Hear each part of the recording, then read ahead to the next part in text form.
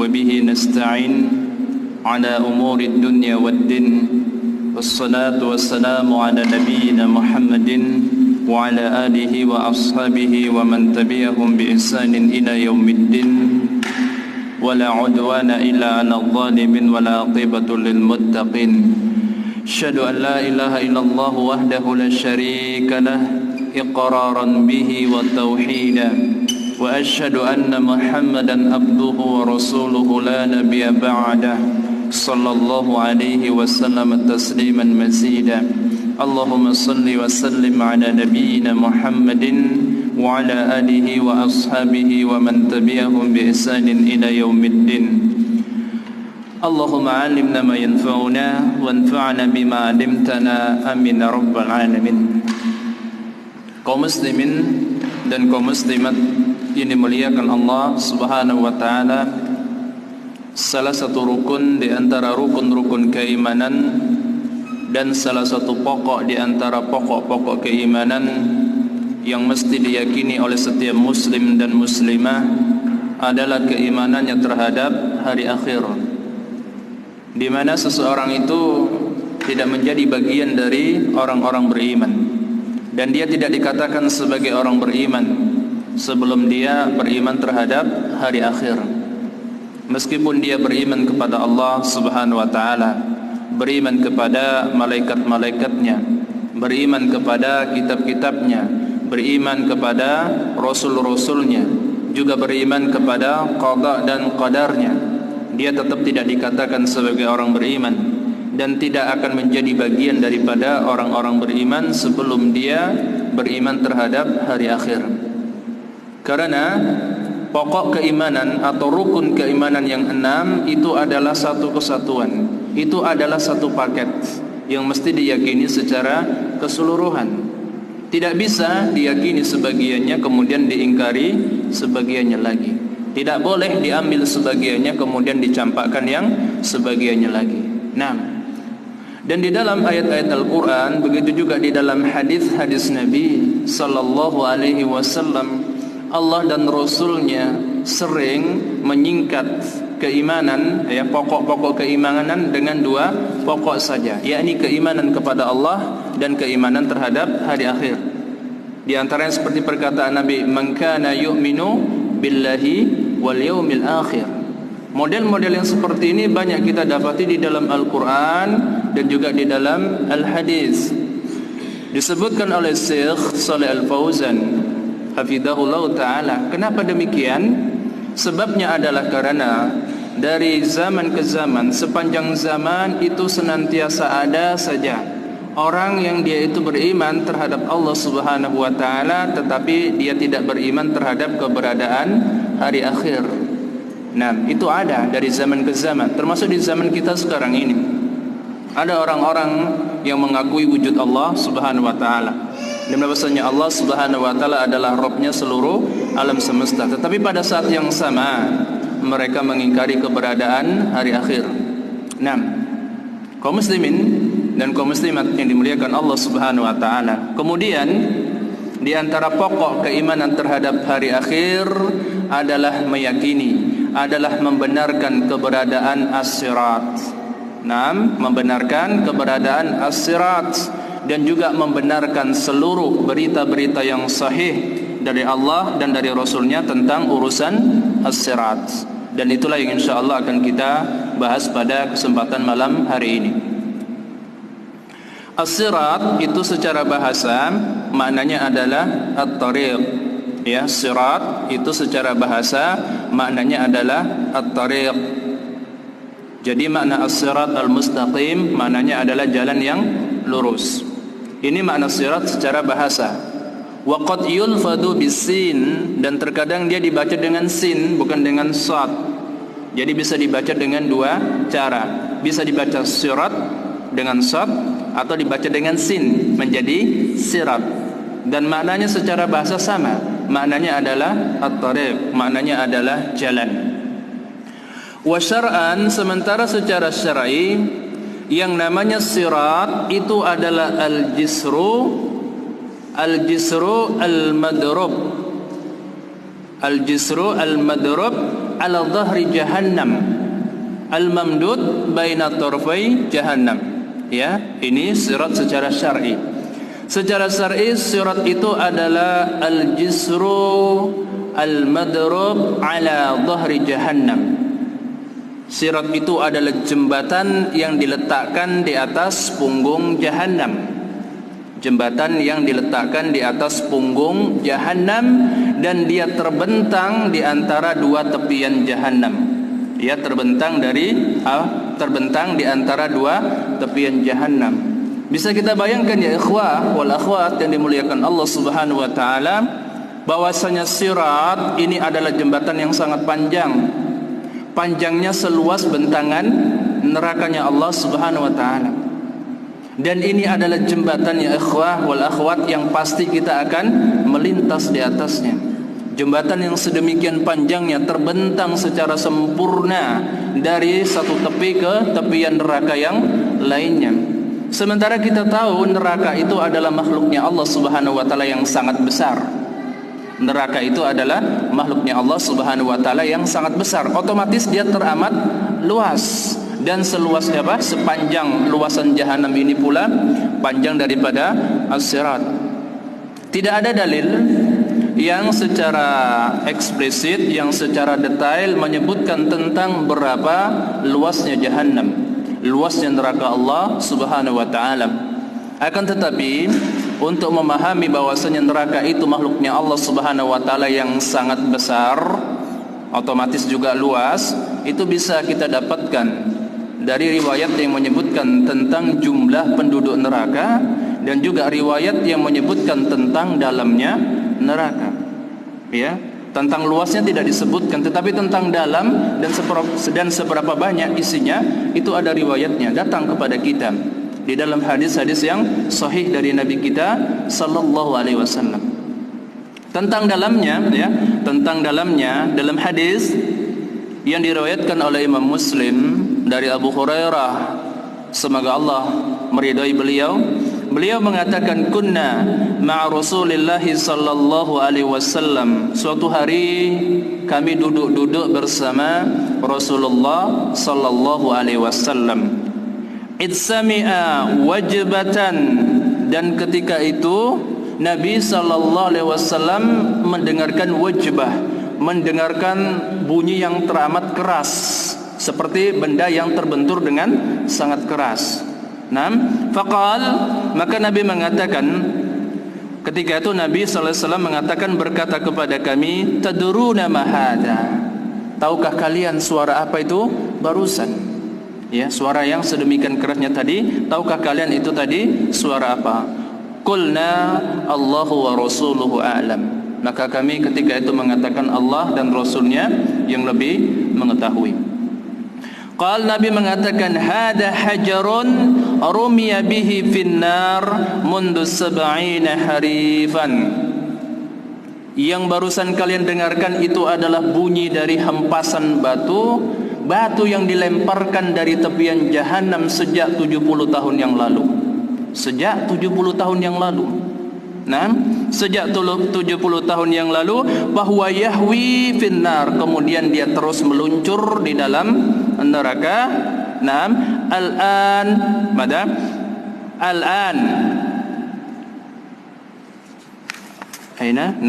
Yahwi finnar. Al-an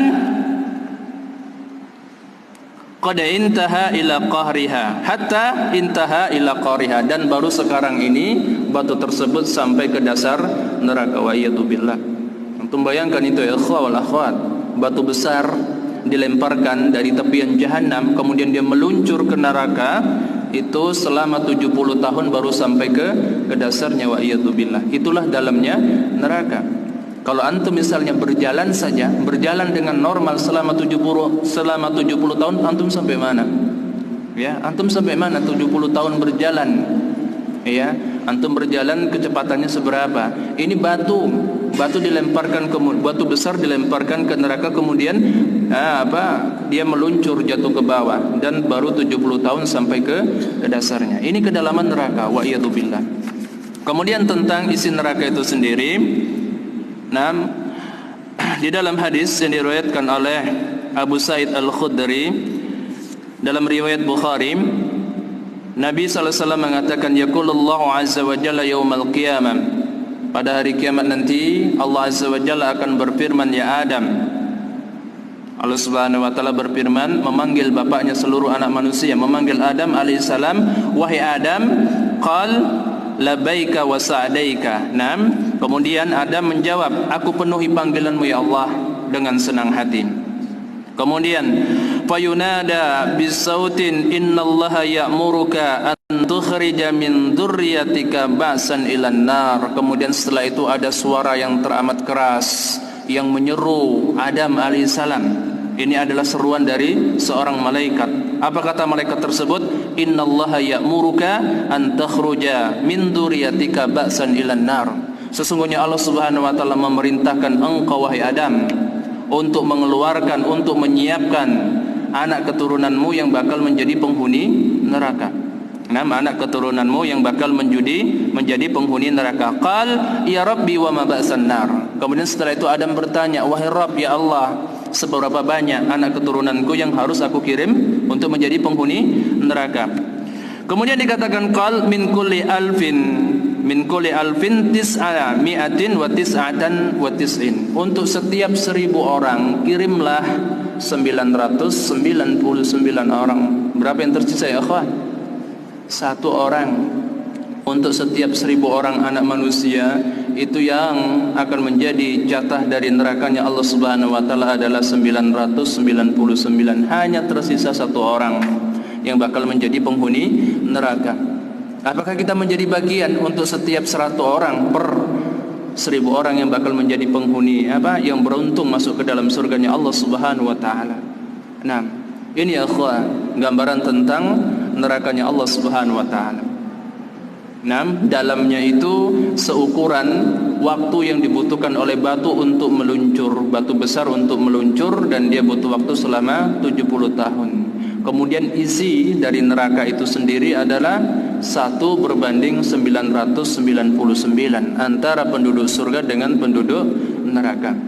Nah, kita kembali kepada pembahasan bahwasanya sirat itu adalah jembatan al-madrub baina tarfai jahannam, jembatan yang terbentang secara sempurna di antara 2 tepian jahannam.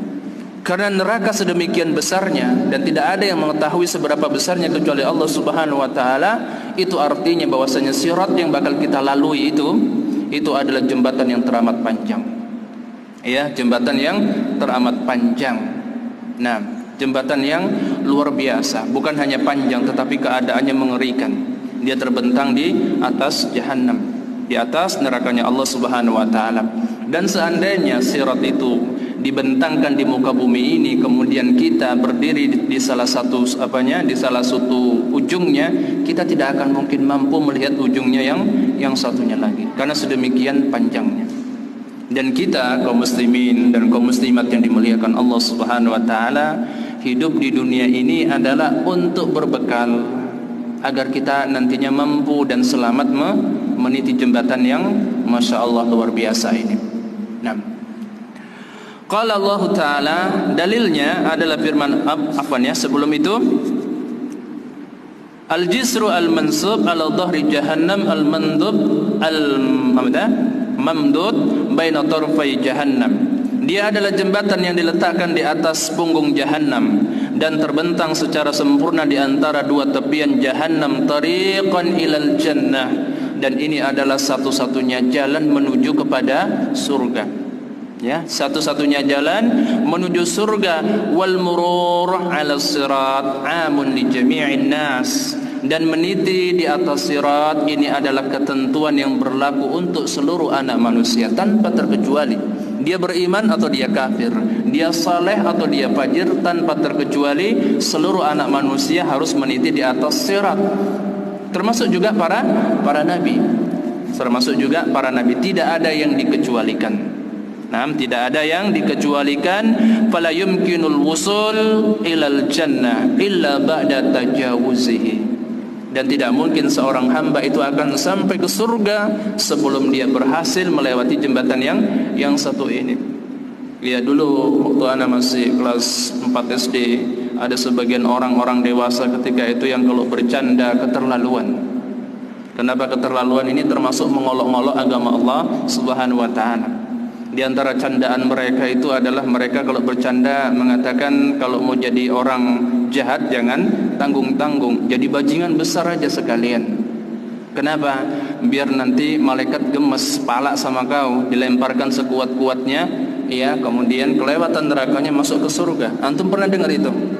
Anak tanya di beberapa tempat, ternyata mereka juga mengatakan pernah dengar. Berarti cerita ini meluas, menyebar di antara kaum muslimin. Padahal waktu itu belum ada yang namanya dunia maya, kan? Nah, yang melemparkan antum itu siapa? Ya, yang melemparkan antum itu siapa? Tidak ada yang dilempar, bahkan semuanya harus meniti di atas as-sirat yang terbentang di punggung jahannam.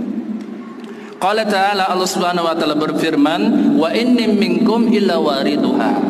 Ya, apa kata Allah Subhanahu wa taala? Wa inni minkum illa wariduha. Tak seorang pun di antara kalian pasti bakal mendatanginya. Tak seorang pun di antara kalian pasti bakal mendatanginya. Mendatangi apa? Haknya kembali ke mana? Mendatangi neraka. Apa kata Allah? Tak seorang pun di antara kalian pasti mendatangi neraka. Apa maksudnya? Disebutkan oleh para imam mufassir dari zaman ke zaman, dari zamannya sahabat Nabi, kemudian tabi'in, atba'ut tabi'in, dan yang setelahnya dari kalangan ahlus sunnah. Makna tak seorang pun di antara kalian pasti bakal mendatangi neraka, maksudnya adalah al-wurud ila tarfi jahannam. Kalian itu bakal digiring sampai ke tepian jahannam. Pasti, ya, pasti setelah selesai urusan di ursatul qiyamah, setelah selesai urusan di mahsyar, selesai urusan apa? Urusan qisas, urusan apa lagi? Pembagian buku hisab, pembagian buku catatan amalan, kemudian penimbangan amalan, dan seluruh urusan-urusan di padang mahsyar itu selesai, di ursatul qiyamah selesai. Seluruh anak manusia tanpa terkecuali akan digiring sampai ke tepian jahannam. Ai al-wurud ila tarfi jahannam, yakni digiring sampai ke pinggiran jahannam, wal murur ala sirat fawqa jahannam, kemudian meniti di atas sirat yang terbentang di atas jahannam. Ini makna dari firman Allah Subhanahu wa taala, tak seorang pun di antara kalian pasti bakal mendatangi neraka, maksudnya bakal digiring sampai ke pinggiran neraka dan dipaksa untuk meniti di atas sirat yang berada di punggung neraka. Kemudian Allah mengatakan, kana ala rabbika hatman maqdiya, dan ini bagi Rabb kalian, bagi Allah Subhanahu wa taala adalah sebuah kepastian yang sudah ditetapkan oleh Allah Subhanahu wa taala. Ini sudah menjadi keputusan, ini sudah menjadi ketetapan Allah Subhanahu wa taala, bahwasanya seluruh anak manusia bakal digiring sampai ke pinggiran neraka dan harus meniti di atas sirat yang terbentang di punggung neraka. Waqad bayyana Rasulullah sallallahu alaihi wasallam dzalika, bima yadullu ala annahu al-murur ala sirat, dan sungguh Nabi kita sallallahu alaihi wasallam telah menjelaskan bahwasanya makna mendatangi neraka adalah meniti di atas as-sirat yang terbentang di punggung jahannam. Wa huwa mashhadun mukhifun, dan meniti di atas jahannam itu adalah sebuah pemandangan yang sangat menakutkan. Ya, sebuah pemandangan yang sangat menakutkan. Dalam sebuah hadis yang diriwayatkan oleh Imam Muslim dari sahabat yang mulia Abu Sa'id Al-Khudri, beliau mengatakan, balaghani anna as-sirata adaqqu minasy-sya'ri wa ahaddu minas-sayfi. Telah sampai khabar kepadaku, kata siapa? Kata Abu Sa'id Al-Khudri.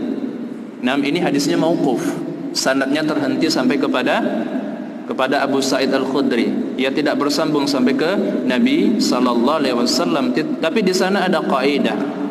Hadis-hadis yang berbicara tentang perkara-perkara gaib, dan begitu juga yang berbicara tentang kaifiyah ibadah, meskipun sanadnya itu terputus sampai ke sahabat saja, secara hukum dia dihukumi bersambung sampai ke Nabi sallallahu alaihi wasallam. Itu namanya hadis mauquful isnad wa marfu'ul hukman. Ya, jalur periwayatannya mandek, terhenti sampai ke sahabat, tetapi hukumnya nyambung sampai ke Nabi sallallahu alaihi wasallam. Kenapa? Karena kalau untuk urusan ya perkara-perkara gaib, enggak mungkin para sahabat itu ngarang cerita. Tidak mungkin mereka itu mengarang cerita, apalagi untuk urusan surga, neraka, alam barzah dan seterusnya. Jadi kalau mereka menceritakan tentang surga, tentang neraka, meskipun mereka tidak terang-terangan mengatakan aku telah mendengar Rasulullah sallallahu alaihi wasallam berkata demikian dan demikian, secara hukum mereka itu dipastikan telah mendengarnya dari Nabi sallallahu alaihi wasallam. Begitu juga tentang kaifiyah ibadah. Nah, tentang kaifiyah ibadah. Dan di sini Abu Sa'id Al-Khudri, ini hadis diriwayatkan oleh Imam Muslim, beliau mengatakan telah sampai khobar kepadaku. Dari mana khobarnya? Ini khobar tentang as-sirat, ya, tentu dari Nabi sallallahu alaihi wasallam. Meskipun beliau tidak terang-terangan mengatakan khobar ini datang dari Nabi sallallahu alaihi wasallam. Balaghani, telah sampai khobar kepadaku, annas-sirata adaku minasyari, bahwasanya sirat itu lebih lembut dibandingkan dengan rambut. Wa ahaddu minas sayfi, dan lebih tajam dibandingkan dengan pedang. Bagi orang-orang Mu'tazilah ini enggak masuk akal. Kalau seperti itu keadaan jembatannya, bagaimana mungkin seseorang itu bisa meniti di atasnya? Ya, kalau dikatakan enggak masuk akal, bisa saja enggak masuk akal, karena ini memang bukan konsumsi akal. Ya, bukan konsumsi akal, seperti yang kemarin sudah kita sebutkan, ya, anna ahwalal akhirah la tuqasu bi ahwalid dunya. Makhluk-makhluk akhirat dan kejadian-kejadian akhirat itu tidak bisa dikiaskan, tidak bisa dipadankan dengan makhluk dan kejadian-kejadian yang ada di alam dunia. Nah, maka kita mengimani sebagaimana hadis yang telah sahih bahwasannya jembatan itu memang lebih lembut dibandingkan dengan rambut dan lebih tajam dibandingkan dengan pedang. Hakikatnya seperti apa? Itu di luar jangkauan manusia. Kenapa? Itu makhluk akhirat. Tidak ada bandingannya, tidak ada padanannya dengan apa yang ada di alam dunia. Meskipun disebut dengan nama yang sama, dengan nama sirat, bisa diartikan jalan, jembatan dan yang semisalnya. Tetapi sama sekali dia tidak ada kemiripannya dengan jembatan-jembatan yang ada di dunia, dengan jalanan-jalanan yang ada di dunia. Di sini penulis mengatakan wahwa, maka beliau mengatakan, penulis di sini mengatakan wahwa masyhadun mukhifun. Meniti di atas as-sirat itu adalah sebuah pemandangan yang sangat menakutkan. Yansal insanu ahlahu wa dawiyahu. Naam, yansal insanu ahlahu wa dawiyahu hatta yajuza. Yang ketika berada di atas as-sirat, seseorang itu akan lupa dengan keluarganya dan karib kerabatnya sampai dia berhasil melaluinya. Itu kalau dia berhasil. Nah, di dalam hadis yang diriwayatkan oleh Al-Imam Abu Dawud dan juga Al-Hakim dari ibunda kita Aisyah radhiyallahu anha, beliau pernah bertanya kepada Nabi sallallahu alaihi wasallam, "Hal tadkuruna ahlikum?" Kata Aisyah radhiyallahu anha, apakah kalian para lelaki pada hari kiamat nanti akan ingat dengan keluarga kalian? Akan ingat dengan anak dan istri kalian? Ini pertanyaan ibu kita kepada Rasulullah sallallahu alaihi wasallam. Qal, Nabi mengatakan, amma bi thalathati mawatin fala yadhkuru ahadun ahadan. Adapun pada 3 tempat di akhirat nantinya, tak seorang pun yang akan ingat kepada yang lainnya. Ya, ada 3 tempat yang paling mengerikan, ya, pada hari kiamat nantinya. 3 tempat dan 3 keadaan yang paling mengerikan, di mana seseorang itu tidak akan ingat kepada siapapun. Apa 3 tempat tersebut? Yang pertama, indal mizan. Ketika seseorang itu berada di atas al-mizan. Apa itu mizan? Timbangan, ya. Ketika seseorang berada di atas timbangan amalan, hatta ya'lama ayakhifu mizanuhu aw yathqulu, sampai dia tahu apakah timbangan kebaikannya itu berat ataukah ringan. Nah, sampai dia tahu mana yang lebih berat di dalam timbangan amalannya, atau apakah kebaikannya ataukah dosa-dosanya. Ini yang pertama. Kemudian yang kedua, wa inda tatayyuris suhufi hatta ya'lama aina yaqa'u kitabuhu. Yang kedua, ketika buku-buku catatan amalan itu dibagi-bagikan, ketika pembagian buku catatan amalan, sampai seseorang itu mengetahui dari mana dia menerima buku catatan amalannya. sampai dia mengetahui dari arah mana dia menerima buku catatan amalannya. Fi yaminihi am fi shimalihi am wara'ad dhahri. Apakah dia menerima buku catatan amalannya dari sebelah kanannya dan dengan tangan kanannya, ataukah dia menerima buku catatan amalannya dengan tangan kirinya, dari sebelah kirinya dan dengan tangan kirinya, aw wara'ad dhahri, atau bahkan dia menerima buku catatan amalannya dari balik punggungnya, wa iyadu billah. Allah Subhanahu wa taala berfirman, wa amma man utiya kitabahu bi yaminih. Adapun orang-orang yang diberi buku catatan amalannya dari sebelah kanannya dan dengan tangan kanannya, fasaufa yuhasabu hisaba yasira, maka dia pasti akan dihisab dengan hisab yang mudah. Orang yang menerima buku catatan amalannya dari sebelah kanannya dengan tangan kanannya, kata Allah Subhanahu wa taala, dia akan dihisab dengan hisab yang mudah.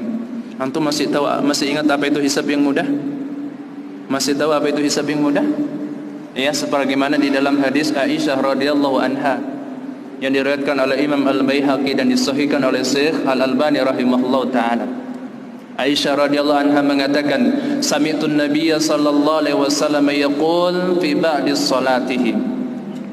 Aku mendengar Nabi sallallahu alaihi wasallam berdoa pada sebagian salatnya. Berdoa pada sebagian salatnya. Ini maksudnya beliau berdoa antara selesai tasyahud akhir sampai sebelum salam. Apa doa yang didengar oleh Aisyah? Allahumma hasibni hisaban yasira. Maksudnya bahwasanya pada sebagian solatnya, ini solat malam ya, Nabi SAW itu sengaja memperdengarkan sebagian doanya kepada ibu kita Aisyah radhiyallahu anha, agar beliau bertanya dan kemudian meriwayatkannya kepada umat Muhammad SAW. Dan hadis itu sampai kepada kita. Ya, Nabi SAW memperdengarkan sebagian doanya. Ini doa dibaca oleh Nabi antara selesai tasyahud akhir sampai sebelum salam. Doa yang didengar oleh Aisyah ketika itu adalah Allahumma hasibni hisaban yasira. Ya Allah, hisablah aku nantinya dengan hisab yang mudah. Falamman sarafa qultu lahu. Ketika Nabi SAW telah berpaling dari solatnya, telah selesai dari solatnya, aku katakan kepada beliau, ya Nabi Allah, mal hisabu al-yasiru. Wahai Nabi Allah, apa ini maksud dengan hisab yang mudah yang engkau minta kepada Rabbmu Subhanahu wa ta'ala? Qal, Nabi mengatakan, an yanzura fi kitabihi fatazawwaja anhu. Hisab yang mudah itu adalah Allah tabaraka wa ta'ala melihat catatan amalan seorang hamba. Ya, Allah Subhanahu wa ta'ala melihat catatan amalan seorang hamba, fatazawwaja anhu. Kemudian Allah Subhanahu wa ta'ala melewatkan begitu saja. Allah Subhanahu wa ta'ala tidak peduli dengan catatan dosa yang ada di sana. Ini oleh para ulama disebut sebagai hisabul arad. Apa itu arad? Arad itu penyodoran. Jadi disodorkan kepada seorang hamba buku catatan amalannya sehingga dia mengingatnya dan dia mengakuinya. Tapi setelah itu Allah Subhanahu wa taala melewatkannya begitu saja. Maknanya Allah Subhanahu wa taala memaafkan dosa-dosa yang tercatat di buku catatan amalannya. Ini manusia yang paling beruntung. Ya, manusia yang paling beruntung. Dulu kita sudah pernah menyebutkan ya bahwasanya hisab itu berlaku untuk seluruh anak manusia, yang mukmin dan juga yang kafir. Bedanya kalau hisab untuk orang-orang kafir itu namanya hisabut taqrir, hisab pengakuan. Maknanya orang-orang kafir itu dihisab sekedar untuk mengakui dosa-dosa yang telah dilakukannya, karena mereka tidak memiliki kebaikan kan. Sekedar disodorkan kepadanya catatan-catatan dosanya agar dia mengakuinya, mengingatnya dan mengakuinya. Dan kemudian dengan sebab kadar dosanya itu ditentukan di mana kedudukannya di dalam neraka. Karena neraka itu sebagiannya lebih jelek dibandingkan sebagian yang lainnya. Itu untuk orang-orang kafir. Hisabnya hisabut taqrir, hisab pengakuan. Adapun untuk orang-orang beriman, hisabnya adalah hisab muwazanah. Apa itu muwazanah? Perbandingan. Hisabnya itu untuk membandingkan antara kebaikan-kebaikannya dengan kejelekan-kejelekannya, antara pahalanya dan dosanya. Kemudian orang beriman ini untuk urusan hisab terbagi menjadi 3 golongan. Ya. Orang mukmin, orang-orang beriman dari umatnya Muhammad sallallahu alaihi wasallam dan umat-umat dari nabi-nabi sebelumnya, mereka itu dihisab dengan 3 cara. Yang pertama yang paling beruntung adalah ma la yuhasabu wa la yu'adzabu. Orang-orang yang masuk surga tanpa hisab dan tanpa adab. Tanpa hisab dan tanpa adab, ini yang paling beruntung. Yang kedua adalah ma yuhasabu hisaban yasiran. Orang-orang yang dihisab dengan hisab yang mudah. Itu tadi yang barusan kita sebutkan. Apa hisab yang mudah? Diperlihatkan kepadanya catatan dosanya, kemudian Allah Subhanahu wa taala memaafkannya. Nah, kita lanjut kelanjutan dari hadis tadi. Kemudian Nabi mengatakan fa innahu man nukisha yauma idin ya Aisyah faqad halaka. Karena sesungguhnya siapa yang dipersulit hisabnya pada hari itu wahai Aisyah, pasti dia bakal celaka. Ya, pasti dia bakal celaka.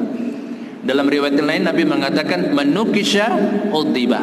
Siapa yang dipersulit hisabnya, pasti dia bakal diadab oleh Allah Subhanahu wa taala. Nah, pasti dia bakal diadab oleh Allah Subhanahu wa taala, wa iyadu billah. Dan di sini Nabi mengatakan tempat kedua di mana manusia pada hari kiamat itu tidak mengingat siapapun, termasuk anak dan istrinya, adalah ketika buku catatan amalannya dibagi-bagikan sampai dia mengetahui dari arah mana dia mendapatkan buku catatan amalannya. Yang beruntung yang tadi, fa amma man utiya kitabahu bi yaminih fasawfa yuhasabu hisaban yasira. Adapun orang-orang yang menerima buku catatan amalannya dari sebelah kanannya dan dengan tangan kanannya, maka dia bakal dihisab dengan hisab yang mudah. Sekedar diperintahkan untuk mengenali dan mengakui dosa-dosanya. Setelah itu dimaafkan oleh Allah Subhanahu wa taala.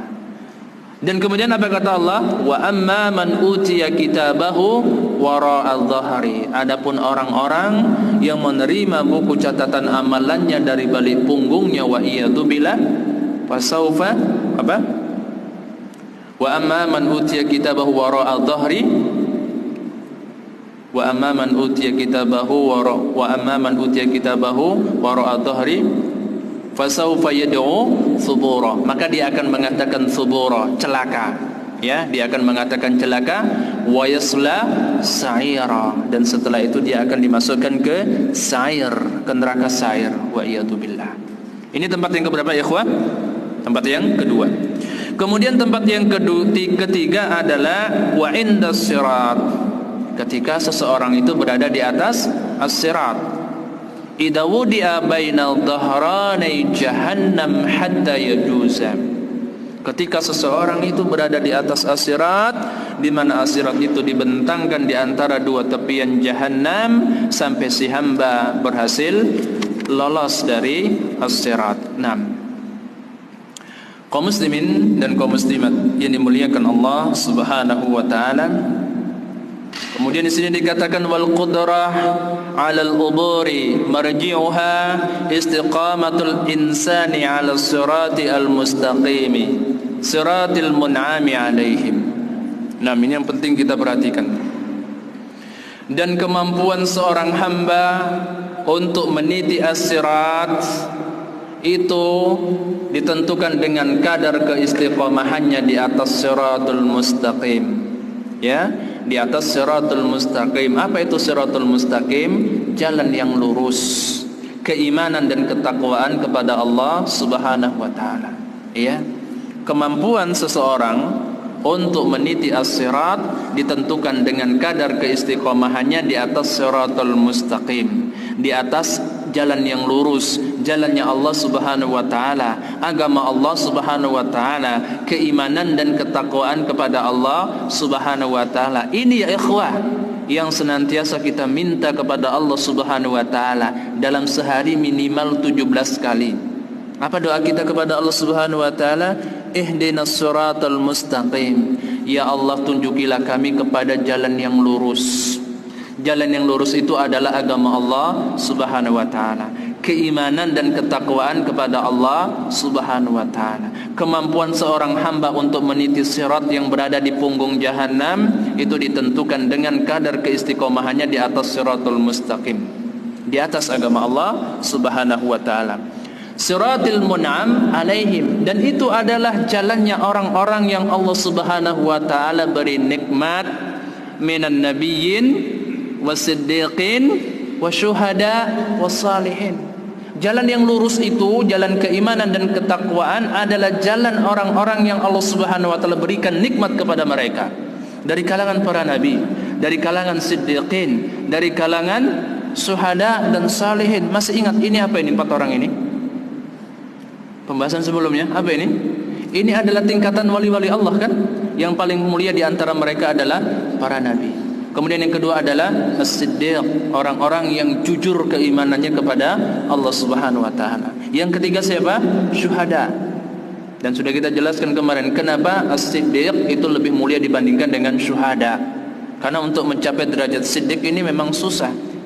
Siddiqun ini adalah orang-orang yang benar-benar jujur di dalam keimanannya dan ketakwaannya kepada Allah Subhanahu wa taala. Ini derajat tertinggi kedua setelah derajat kenabian. Adapun untuk mencapai makom syuhada itu tidak terlalu susah.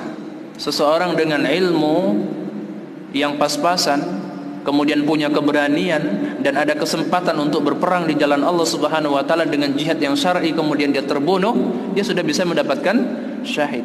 Nah, kemudian yang keempat adalah as-salihin. Itu artinya apa ya akhwah? Yang akan berhasil meniti di atas as-sirat hanya wali-wali Allah Subhanahu wa taala. Hanya wali-wali Allah Subhanahu wa taala, hanya para nabi, para siddiqin, para syuhada dan salihin. Nah, selain mereka tidak akan mampu. Nah, karena kemampuan seseorang untuk meniti di atas as-sirat itu ditentukan dengan keistiqomahannya di atas sirat al-mustaqim, jalan yang lurus, jalan orang-orang yang diberi nikmat oleh Allah Subhanahu wa taala, jalan keimanan dan ketakwaan kepada Allah Subhanahu wa taala. Faman istaqama ala dinillah, siapa yang istiqamah di atas agama Allah Subhanahu wa taala, alladzi irtada li ibadihi, ya, jalan yang Allah Subhanahu wa taala ridai untuk seluruh hamba-hambanya. Siapa yang istiqamah di atas agama Allah Subhanahu wa taala, di atas keimanan dan ketakwaan kepadanya, dan ini adalah jalan yang Allah ridai untuk seluruh hamba-hambanya, wa huwa sirat al-ma'nawi, dan itu adalah sirat yang sifatnya maknawi. Ya kan, agama Allah itu kan jalan, tapi jalan yang sifatnya maknawi, tidak ada wujudnya, ya, tidak ada wujudnya, tidak konkret dia.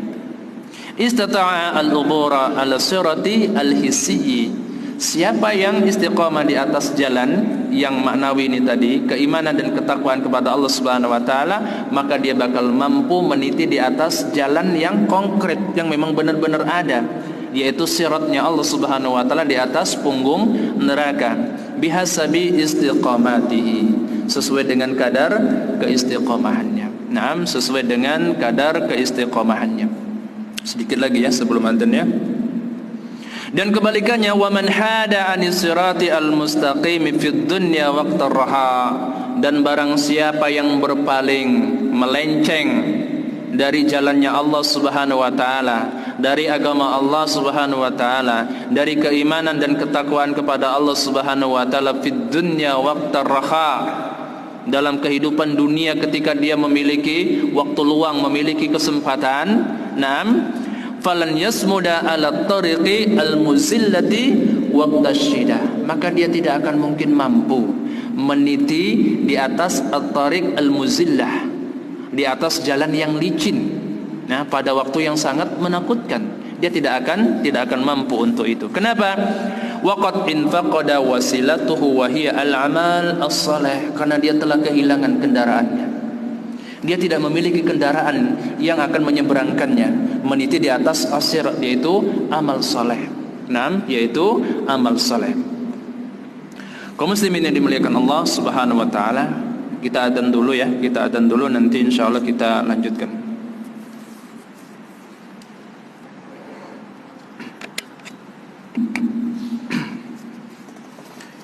Nah, kita lanjutkan.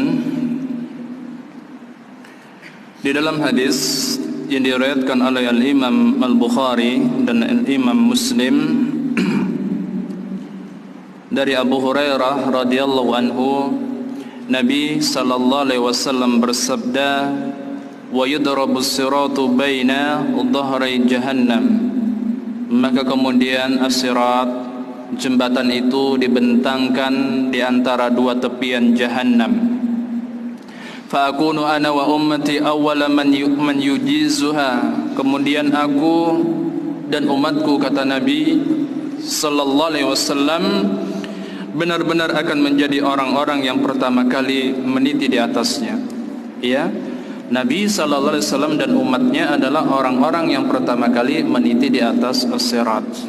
Ini salah satu keutamaan di antara keutamaan-keutamaan yang diberikan oleh Allah Subhanahu wa taala kepada umatnya Muhammad sallallahu alaihi wasallam untuk urusan akhirat. Mereka itu didahulukan dalam beberapa hal.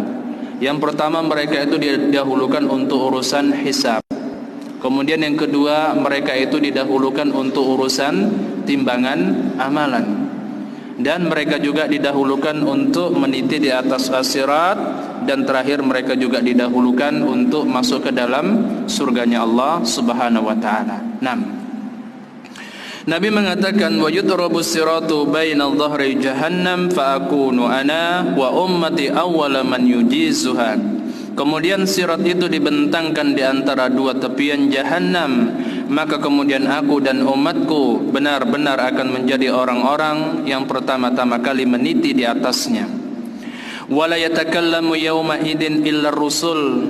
Dan ketika itu tak seorang pun yang berani berbicara kecuali para rasul. Kecuali para rasul. Wa da'war rusul yauma idin Allahumma sallim sallim. Dan doanya para rasul ketika itu, yang berbicara cuma rasul, dan yang diucapkan para rasul juga sekedar doa saja, ya, doa Allahumma sallim sallim, ya Allah selamatkanlah. 6. Wa fi jahannama kalalibu mislu syauki as-sa'dan. Kemudian di jahannam itu neraka ya ikhwah, tapi orang Indonesia kemudian digabung menjadi neraka jahannam. Kata Nabi, kemudian di dalam jahannam itu ada kalalib, ada kait-kait. Maksudnya di kanan dan di kiri jembatan, di kanan dan di kiri as-sirat itu ada kait-kait. Mislu syauki as-sa'dan, yang bentuknya mirip dengan duri pohon sa'dan. Seperti duri pohon sa'dan. Hal ra'aitumus sa'dan. Kemudian Nabi bertanya, apakah kalian pernah melihat pohon sa'dan? Antum pernah melihat pohon sa'dan? Pohon sa'dan itu pohon yang tumbuh di gurun. Ya, sepintas mirip pohon pandan, tapi mirip juga dengan pohon rotan atau pohon kulbi dan yang semisal itu. Ya, dia adalah sebuah tanaman yang berduri. Nabi mengatakan, hal ra'aitumus sa'dan, apakah kalian pernah melihat pohon sa'dan? Qalu na'am ya Rasulullah. Para sahabat mengatakan, iya, kami pernah melihatnya wahai Rasulullah.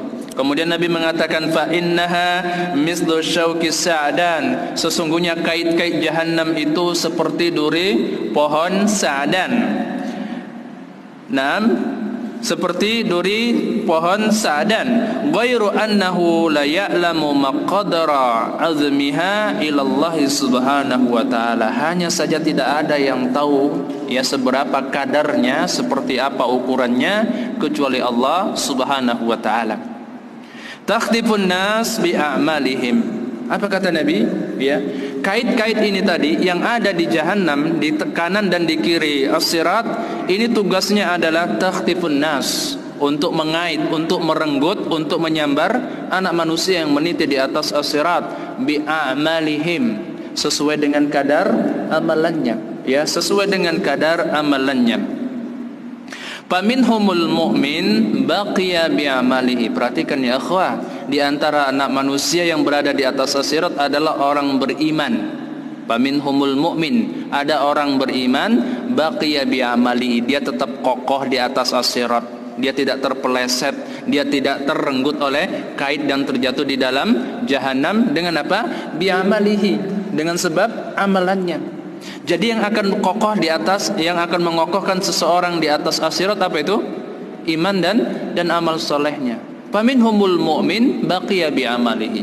Di antara mereka adalah orang-orang yang beriman yang mereka tetap kokoh. Mereka tidak direnggut oleh kait, ya. Mereka tidak direnggut oleh kait dan mereka juga tidak tergelincir dari as-sirat dengan sebab amalannya. Nah, dengan sebab amalannya. Wa minhumul mujaza hatta yunajja.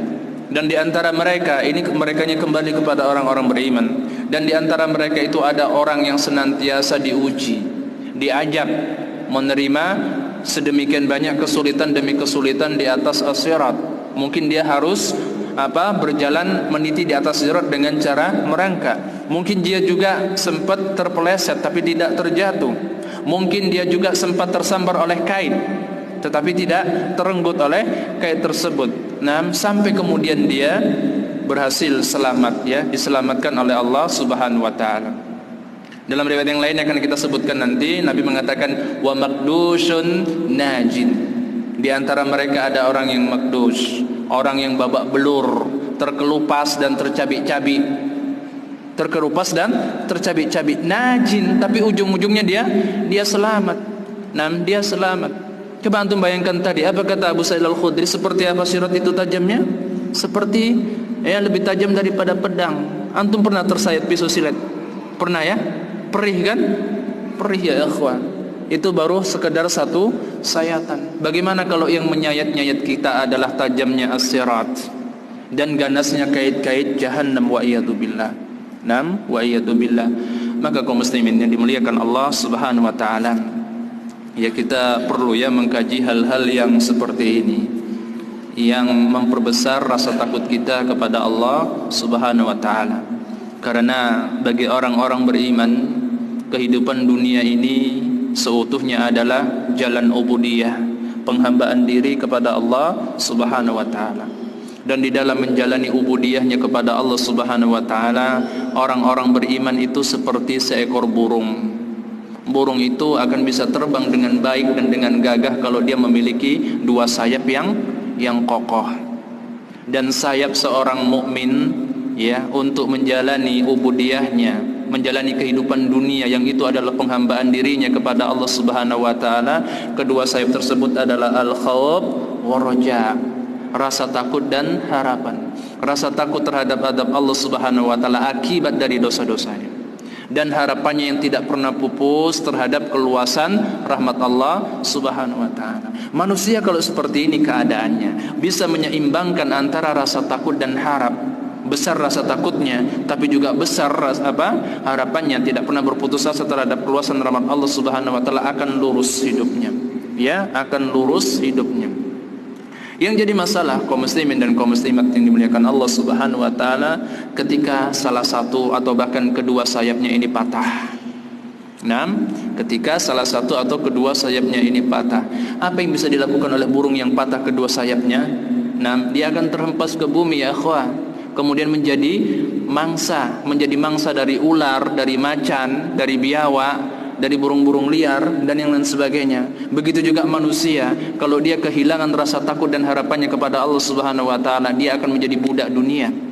Dia akan dimangsa oleh mangsa-mangsa dunia. Dan di antara cara memperbesar rasa takut kita kepada Allah Subhanahu wa taala adalah menelaah kenyataan-kenyataan yang ada di alam akhirat nantinya.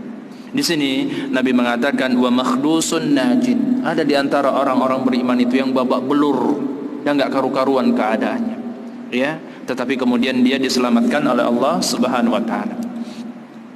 Kaum muslimin yang dimuliakan Allah Subhanahu wa taala. Kemudian di dalam hadis riwayat Muslim, ini hadis kedua, ya, kita hanya akan membawakan dua hadis saja. Hadis yang diriwayatkan oleh Imam Muslim dari sahabat yang mulia Abu Hurairah radhiyallahu anhu, juga dari sahabat Hudzaifah ibnul Yaman radhiyallahu anhu. Ini hadis tentang syafaah. Ya. Nabi sallallahu alaihi wasallam mengatakan, fayatuna Muhammadan sallallahu alaihi wasallam fayaqumu fayu'danu lah. Maka kemudian anak manusia itu mendatangi Muhammad sallallahu alaihi wasallam. Ini peristiwa apa? Peristiwa syafa'ah al-udhma, ketika manusia itu merasa tidak sanggup lagi merasakan adab yang mereka hadapi di mana? Di padang mahsyar, karena ketika itu matahari didekatkan kepada mereka hanya sejarak 1 mil saja. Mereka itu sudah merasa tidak sanggup untuk bertahan lama lagi di padang mahsyar. Bahkan ketika itu orang-orang kafir memohon agar Allah Subhanahu wa taala menyegerakan hisab bagi mereka meskipun mereka harus masuk neraka. Mereka sadar sesadar-sadarnya mereka tidak akan mungkin masuk ke surga. Mereka sadar sesadar-sadarnya bahwasanya ya mereka bakal masuk di nerakanya Allah Subhanahu wa taala. Permintaan mereka hanya agar Allah menyegerakan hisab kepada mereka. Meskipun setelah itu mereka tahu harus masuk neraka. Kenapa ya ikhwah? Kenapa? Ini seperti orang yang bunuh diri. Kenapa orang bunuh diri?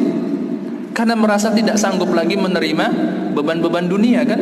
Dia menganggap problematikanya itu sudah luar biasa. Dia merasa tidak sanggup lagi menahan masalah demi masalah yang ada dalam kehidupan dunianya. Sehingga dia berpikir ya, ini dan jelas ini logikanya terbalik. Dia pikir setelah dia mati urusannya akan lebih mudah. Benar seperti itu? Kan tidak. Begitu juga orang-orang kafir, karena mereka merasa tidak mampu lagi, luar biasa sudah adab yang mereka rasakan di padang mahsyar, mereka berharap hisab disegerakan meskipun mereka tahu setelah itu harus masuk ke neraka. Karena mereka ketika itu ya berpikir bahwasannya kalau sudah di neraka urusannya akan lebih ringan. Padahal tidak demikian keadaannya. Kemudian setelah itu manusia mencari orang yang bisa memberikan syafaat untuk mereka. Syafaat, apa yang dipikirkan manusia masuk surga? Bukan. Mereka hanya mencari orang yang bisa memberikan syafaat kepada mereka agar Allah Subhanahu wa taala segera menegakkan hisab di antara mereka. Itu saja, belum berpikir urusan masuk surga. Fayatuna Adam abal bashar alaihi salam. Yang pertama mereka datangi adalah Adam, bapaknya seluruh anak manusia. Nah, bapaknya seluruh anak manusia. Faya'muruhum bidhihabi ila Nuhin alaihi salam awwalur rasul minar rusul. Tetapi ternyata Adam, bapaknya anak manusia, tidak bisa memberikan syafaat untuk mereka. Tidak bisa memintakan kepada Allah Subhanahu wa taala untuk disegerakan hisab bagi mereka, dan beliau memerintahkan mereka untuk pergi menemui Nuh alaihi salam. Siapa Nuh alaihi salam? Rasul pertama yang diutus oleh Allah Subhanahu wa taala ke muka bumi ini, dan rasul pertama di antara rusul ulul azmi. Akan tetapi Nuh juga tidak bisa memberikan syafaat untuk mereka. Faya'muruhum bidhihabi ila Ibrahim. Nuh memerintahkan mereka untuk pergi mendatangi siapa? Ibrahim. Siapa Ibrahim ya ikhwah? Al-akhwat, Khalilur Rahman, manusia pertama yang diangkat oleh Allah Subhanahu wa taala sebagai khalilnya, sebagai kekasihnya. Dan Allah Subhanahu wa taala tidak mengangkat khalil dari kalangan anak manusia kecuali 2 orang saja. Yang pertama Ibrahim alaihissalam, dan yang kedua adalah Nabi kita sallallahu alaihi wasallam. Itu artinya Ibrahim adalah manusia paling mulia setelah Nabi kita sallallahu alaihi wasallam. Akan tetapi ternyata Khalilur Rahman ini juga tidak mampu dan tidak berhak memintakan syafaat untuk mereka. Wa ya'muruhum bidhihabi ila Musa kalimur Rahman. Beliau memerintahkan anak manusia untuk pergi menemui Musa. Siapa Musa? Kalimur Rahman, Nabi Allah yang pernah diajak bicara oleh Allah Subhanahu wa taala, dan beliau adalah nabi yang paling banyak umatnya setelah Nabi kita sallallahu alaihi wasallam. Akan tetapi Kalimur Rahman, manusia yang pernah diajak bicara oleh Allah Subhanahu wa taala, ini ternyata juga tidak mampu dan tidak berhak memberikan syafaat untuk anak manusia. Faya'muruhum bidhihabi ila Isa. Kemudian dan beliau memerintahkan anak manusia untuk pergi kepada siapa? Kepada Isa alaihissalam. Siapa Isa alaihissalam? Kalimatur Rahman. Ya, makhluk Allah Subhanahu wa taala, nabi Allah Subhanahu wa taala yang Allah Subhanahu wa taala ciptakan dengan kalimatnya, dengan ucapannya kun fayakun. Ternyata keadaannya sama saja.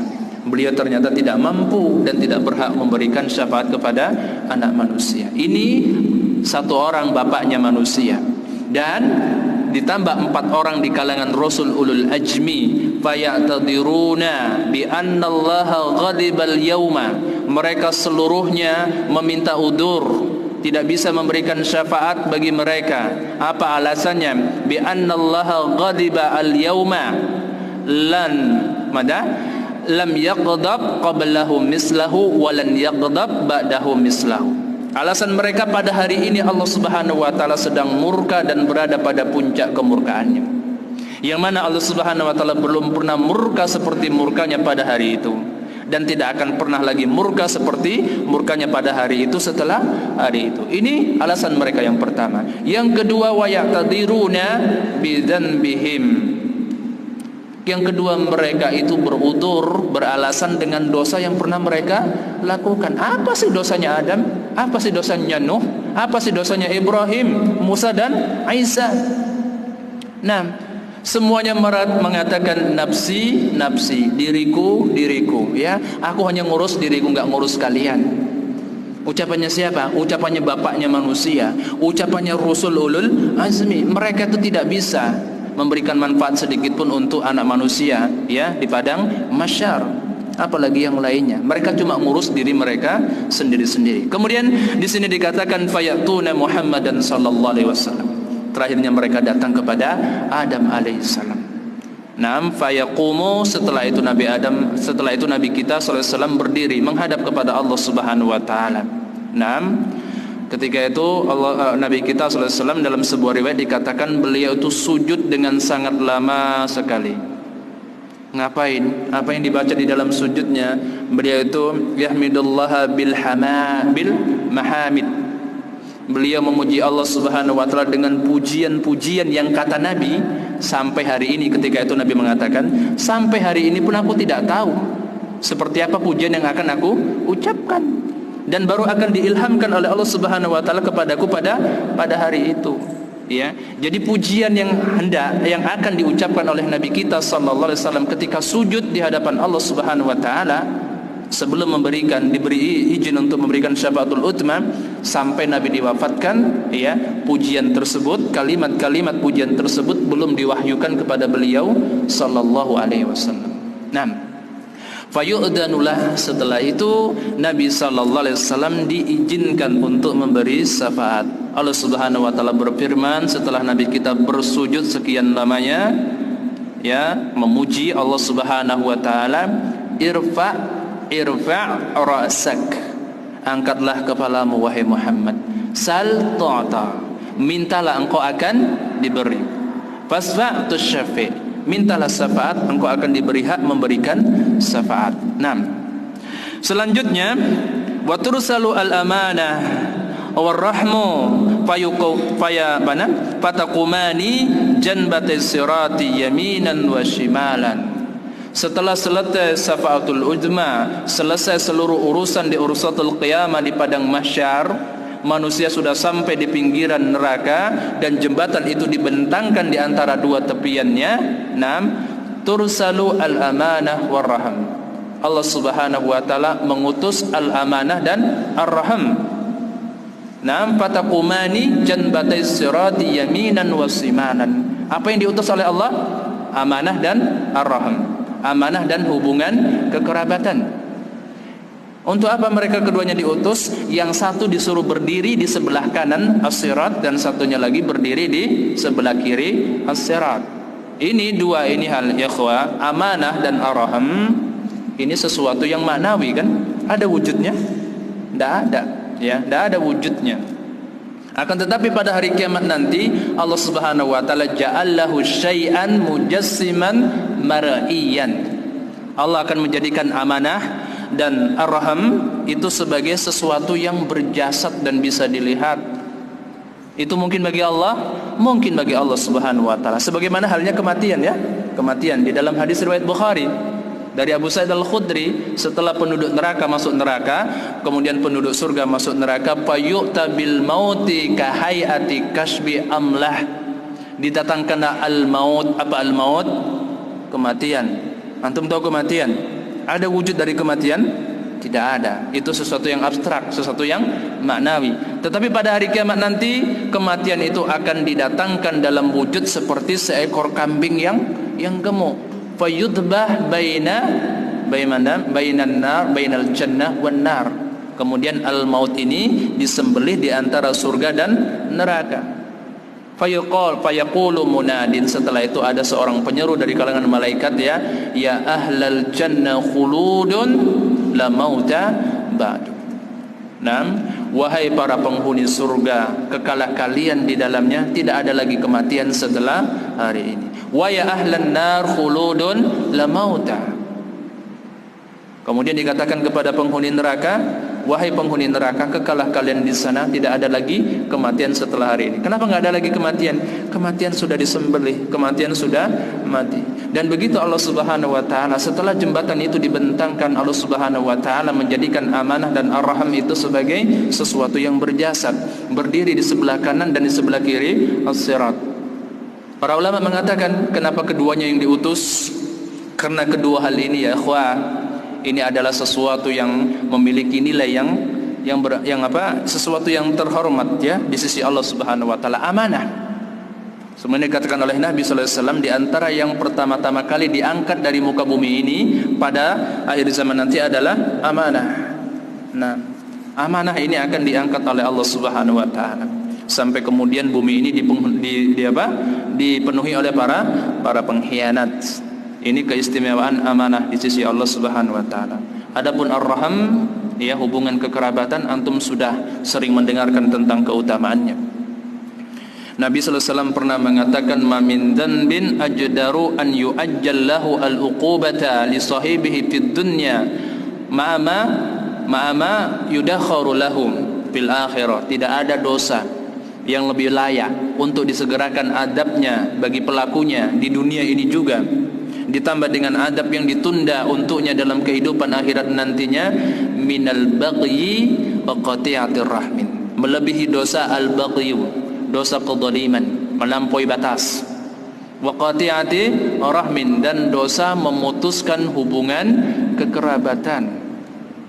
Padahal ya ikhwah wal akhwat, asalnya seseorang itu hanya akan diadab satu kali untuk satu dosa yang pernah dia lakukan. Kalau dia sudah diadab di dunia, dia tidak akan diadab di akhirat untuk dosa yang sama. Dia mencuri, dipotong tangannya, itu adab untuknya di dunia, dan di akhirat dia tidak akan diadab untuk dosa yang sama. Akan tetapi di sana ada beberapa dosa yang dijanjikan dua bagian adab sekaligus, adab dunia dan adab akhirat. Di antaranya adalah apa itu tadi?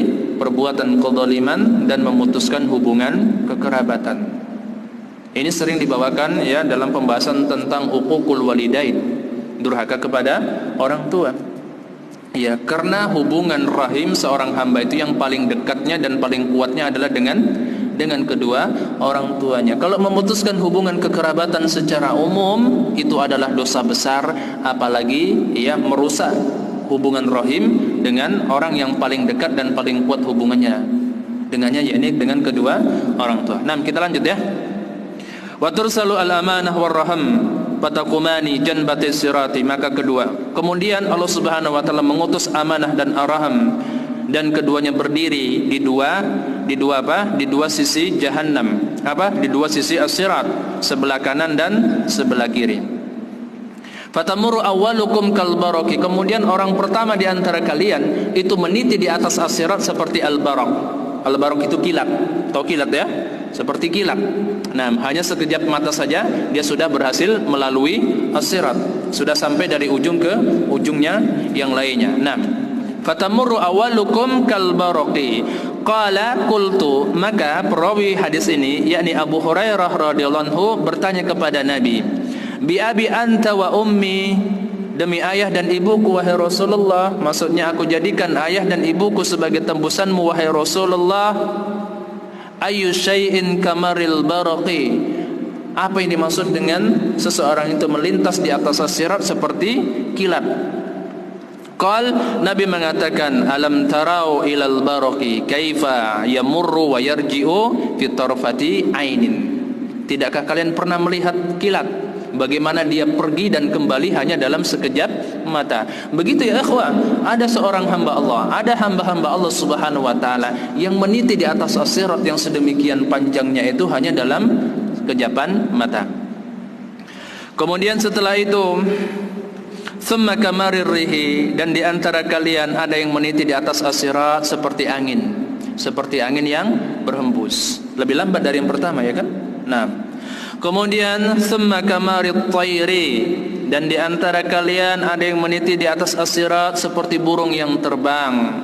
Wasaddir rijal, dan ada pula yang meniti di atas as-sirat seperti para lelaki yang berlari dengan kencang. Nah, seperti para lelaki yang berlari dengan kencang. Perhatikan kalimat berikutnya, tajri bihim a'maluhum. Amal-amal mereka lah yang membawa mereka, ya, melintas di atas as-sirat. Jadi hakikatnya ya ikhwah, yang akan menyeberangkan para hamba itu apa? Amalan-amalan mereka. Nabi mengatakan tajri bihim a'maluhum. Tajri itu kalau dalam bahasa Arab artinya lari. Artinya amalan-amalan mereka itu yang akan membawa mereka meniti di atas as-sirat. Pertanyaannya, amalan kita apa yang akan menyeberangkan kita di atas as-sirat? Amalan kita apa yang sudah kita persiapkan sebagai kendaraan kita untuk meniti di atas as-sirat? Tadi sudah disebutkan, kendaraan yang akan menyeberangkan seorang hamba itu adalah amalan-amalannya. Di sini Nabi mengatakan tajri bihim a'maluhum. Amal-amal mereka itu yang membawa mereka meniti di atas as-sirat. Selanjutnya beliau mengatakan wa nabiyyukum qa'imun 'alas sirati yaqulu rabbi sallim sallim. Kemudian nabi kalian itu berdiri di salah satu ujung sirat. Nabi kalian itu berdiri di salah satu ujung sirat dan berdoa, rabbi sallim sallim. Wahai Rabb, selamatkanlah, selamatkanlah. Tadi sudah disebutkan tidak ada yang berbicara pada hari itu kecuali para nabi. Akan tetapi ya ikhwah, di sana ada sedikit dialog. Ya, di atas as-sirat itu ada sedikit dialog. Dialog antara siapa? Antara orang-orang munafik dengan orang-orang beriman. Ya, dialog antara orang-orang munafik dan orang-orang beriman. Apa kata orang-orang munafik ketika itu? Unduruna naqtabis min nurikum. Tunggulah kami. Ini perkataan orang-orang munafik kepada orang-orang beriman. Tunggulah kami agar kami bisa mengambil sedikit cahaya dari kalian. Maknanya apa ya akhwah? Disebutkan oleh para ulama, di antaranya dijelaskan oleh Syekh Shalih Al-Fauzan. Maksudnya adalah bahwasanya orang-orang munafik ini ketika awal-awal kali meniti as-sirat, mereka ini diberi cahaya oleh Allah Subhanahu wa taala. Kemudian cahaya tersebut dipadamkan oleh Allah Subhanahu wa taala. Awalnya diberi cahaya kemudian dipadamkan. Untuk apa? Kata Syekh Shalih Al-Fauzan, li ajli kaidilahum. Ya, untuk memperdaya mereka. Sebagaimana dahulu mereka menipu Allah Subhanahu wa taala, li ajli al-kaidi lahum, untuk memperdaya mereka, walistidadi hasaratihim, dan agar semakin memuncak, semakin besar ya penyesalan mereka. Diberi cahaya kemudian dipadamkan oleh Allah Subhanahu wa taala. Ketika mereka kehilangan cahaya, mereka berkata kepada orang-orang beriman, ya, mereka berkata kepada orang-orang beriman, unduru, nah, tunggulah kami, naqtabis min nurikum, tunggu kami agar kami bisa mengambil sebagian cahaya dari kalian. Antum bisa bayangkan kalau antum berjalan di kegelapan, apa yang terjadi? Ini berjalan di atas apa? Di atas as-sirat tanpa cahaya. Maka ketika itu faqila, dikatakan kepada orang-orang munafik, irji'u wara'akum faltamisu nuran. Dikatakan kepada orang-orang munafik, kembali saja kalian belakang. Kembali kalian ke belakang, cari cahaya kalian yang hilang. Cari cahaya kalian yang hilang. Adapun orang-orang beriman, Allah mengatakan, yauma tara al-mu'minina wal mu'minati yas'a nuruhum baina aymanihim baina aydihim wa bi aymanihim. Adapun orang-orang beriman, engkau Muhammad akan melihat mereka, orang-orang beriman laki-laki maupun perempuan, pada hari itu ya akan apa? Akan terpancar cahaya dari arah sebelah kanan dan di arah depan mereka. Orang-orang munafik tidak memiliki cahaya, padahal sedang meniti di atas as-sirat. Dan Nabi kita sallallahu alaihi wasallam mengatakan, ya'ti 'alan nasi zamanun, akan datang suatu zaman kepada anak manusia, Nam asabiru fihi ala dinihi qalqabidi 'alal jamri. Di mana orang-orang yang bersabar di atas agamanya pada hari itu, pada zaman itu, seperti orang yang menggenggam bara api. Ini hadis sering dipakai sebagai dalil ya tentang masalah sulitnya berpegang teguh kepada sunnah Nabi sallallahu alaihi wasallam di akhir zaman. Dan pada dasarnya konteksnya umum. Ya, konteksnya umum. Bahwasanya orang-orang yang istiqamah di atas agama Allah Subhanahu wa taala di akhir zaman itu seperti orang yang menggenggam bara api. Orang ya ikhwah wal akhwat kalau memegang bara api dan dia berada di dalam kegelapan, dia punya dua pilihan. Kalau dia enggan untuk menanggung rasa panas tersebut, dia buang saja apinya. Akan tetapi dia kehilangan arah. Dan kalau dia ingin memiliki tahu kemana dia harus berjalan, dia harus menanggung panasnya, menggenggam bara api tersebut. Nah, ya kita kembali. Wa nabiyyukum qa'imun 'alas sirati yaqulu rabbi sallim sallim. Dan nabi kalian berdiri di ujung as-sirat sambil berdoa, ya Allah selamatkanlah.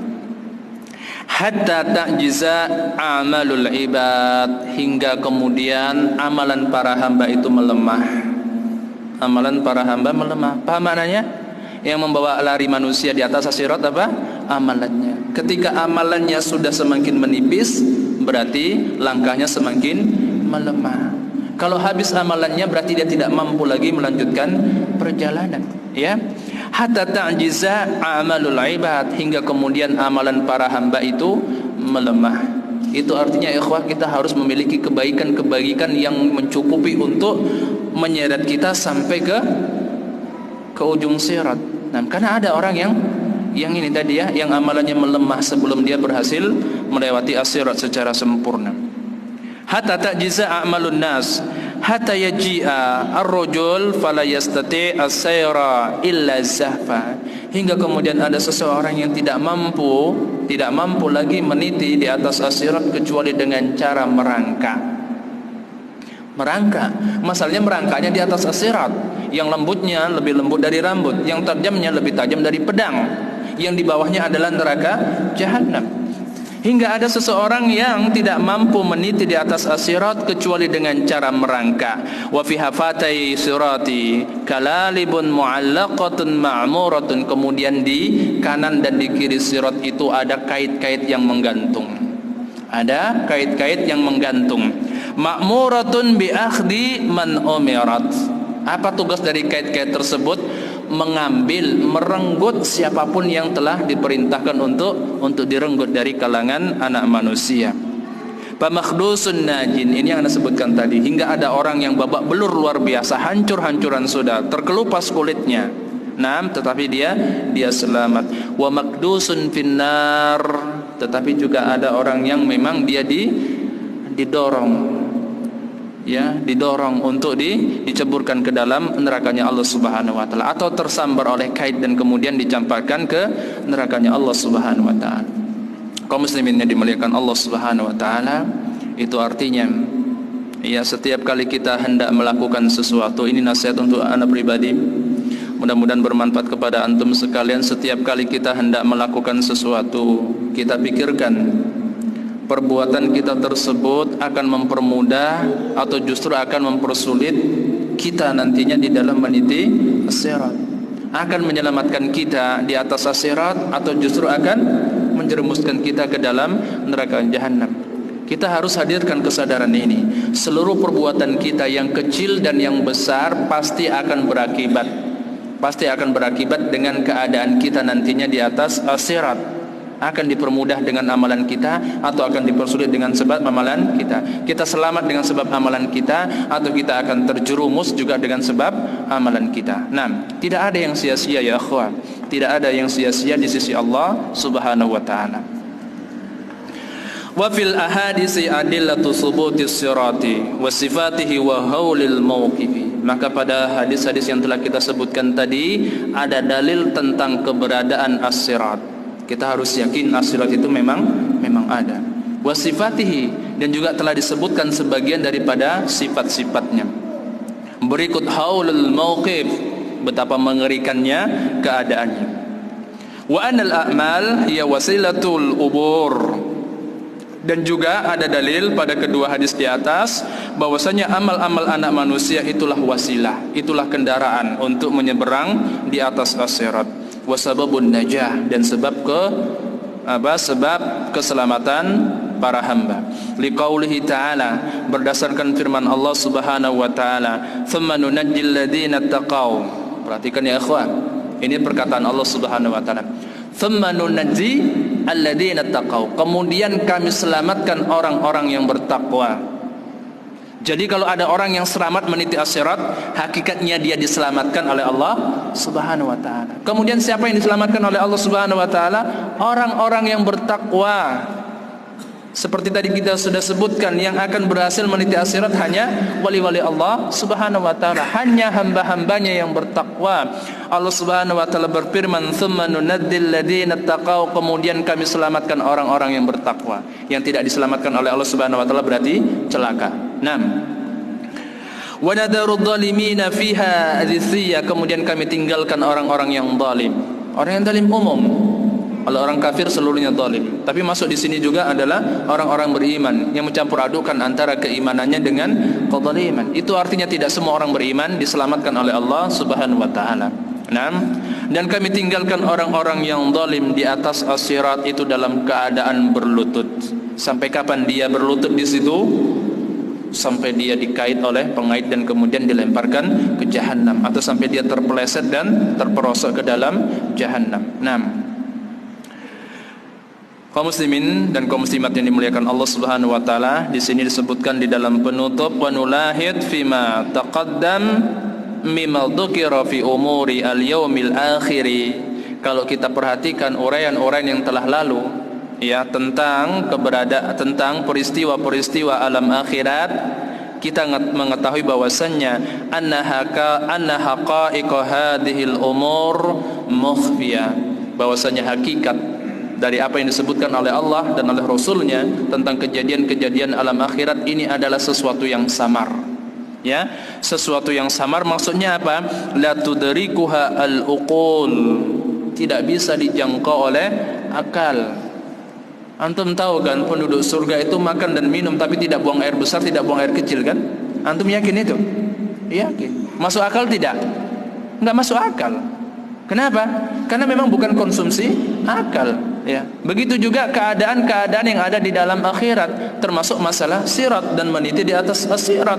Itu sesuatu yang di luar jangkauan akal manusia. Itu bukan konsumsi akal. Nah, itu bukan konsumsi akal. Li'annahu lanadhira laha fil waqi al-mashhud min kulli wajhin fi hadhihi dunya. Karena kenyataan-kenyataan akhirat itu tidak memiliki nadhir, tidak memiliki bandingan, tidak memiliki padanan dengan sesuatu yang terjadi dan bisa disaksikan dalam kehidupan dunia ini, ya, pada salah satu sisinya sekalipun. Maka kaum muslimin dan kaum muslimat yang dimuliakan Allah Subhanahu wa taala, kita wajib mengimani berita-berita tentang ya kehidupan akhirat dan berita-berita tentang alam gaib dari Nabi dan dari Allah Subhanahu wa taala, tanpa menuntut rincian-rinciannya yang itu memang bukan kapasitas akal manusia untuk memahaminya. Nah, kemudian ya, yang perlu kita perhatikan bahwasanya yang harus menjadi fokus bagi kita, kemarin sudah kita sebutkan ya dalam pembahasan tentang takdir, yang menjadi fokus bagi orang-orang beriman itu berpegang teguh dengan tuntunan syariat. Ya, dengan tuntunan syariat. Syariat Allah Subhanahu wa taala. Apa yang datang di dalam Al-Qur'an dan apa yang datang di dalam hadis Nabi sallallahu alaihi wasallam itu hanya berapa kemarin, Pak? 3 ya kan? 3. Yang pertama khabar, yang kedua perintah, yang ketiga larangan. Kalau khabar, bagaimana kewajiban kita?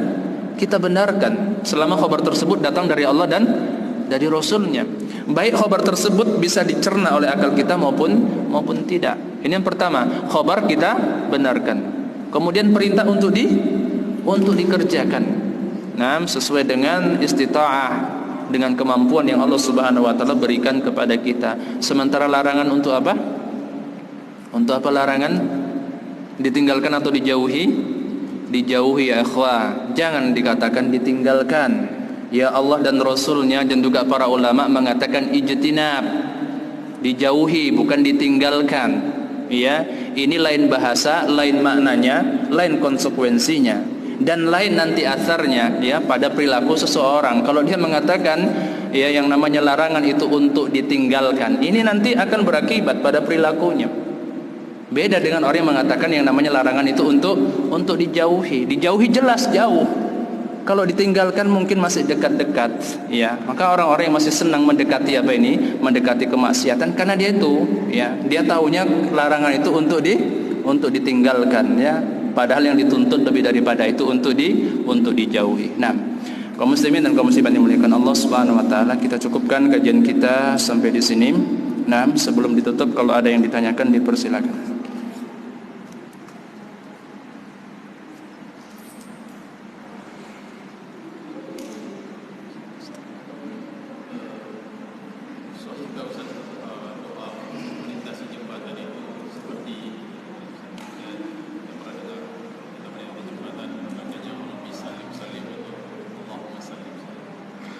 Di jembatan di dunia.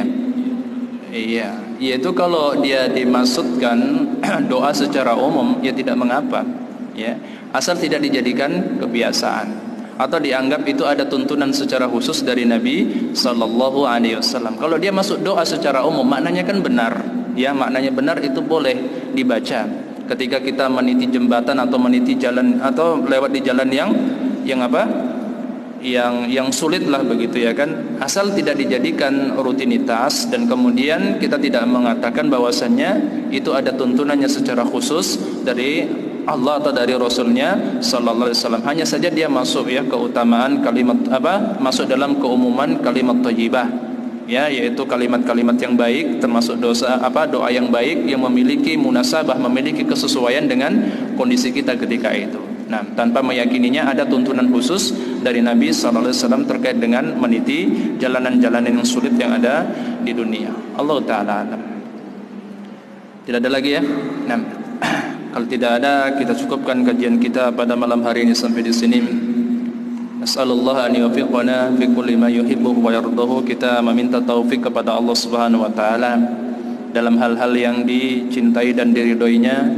Naktafi bihadzal qadar. Billahi taufiq wal hidayah. Wassalamualaikum warahmatullahi wabarakatuh.